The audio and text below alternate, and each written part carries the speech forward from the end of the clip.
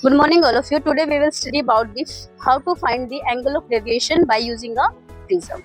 Do you know what is this? This is a prism. Prism have how many sides? There are how many rectangles? There are 3 rectangles, this, and there are 2 triangles. And the angle between this prism is 60 degree. Now we will calculate the angle of deviation. First of all, what we will require? Prism, pins, paper, pencil and a tip. We will first set the paper to this board by using certain pins.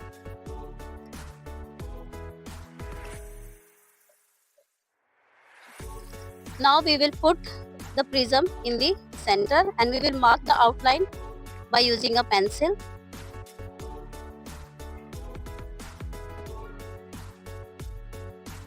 After outlining, we will keep the prism side and we will mark the angle of incidence by using this T.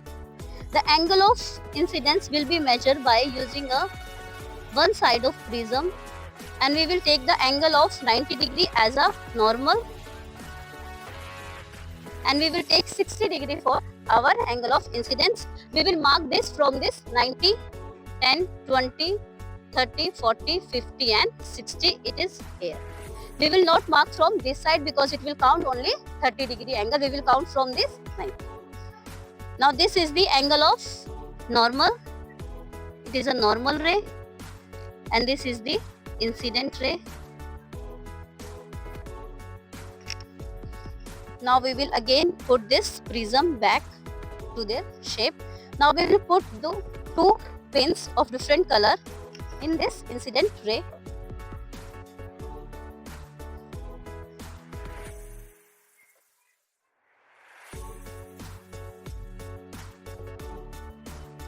Now to find the angle of emergent, we will need to require this pin to see from this side. I will see this 2 pins from this side. I have to see the pin should be in a straight line and we will mark the pin on that point where we will get the straight line.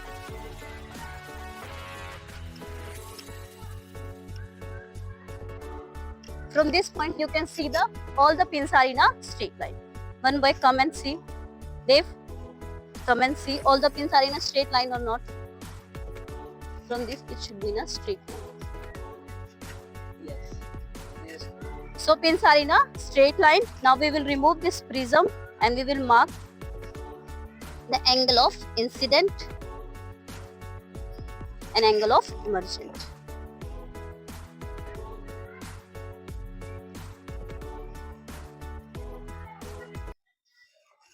So we will remove all the pins. So this is the angle of incidence and this is the angle of emergent. And the center line we will join. This is the refracted ray which bend toward the normal line. Now to find the angle of deviation, we need to extend the angle of incidence line yani incident ray. We will extend this. And we will also extend the angle of incidence ray or the emergent ray from the backward direction. Now this angle where all the lines, 2 lines, incidence ray and the emergent line meets, it is known as the angle of deviation. As the angle of prism was 60 degree and angle of incidence was 60 degree and angle of emergent is approx 42 degree and angle of deviation is about 55 degree. So here we have calculated the angle of deviation by using this simple prism and the pins. Thank you.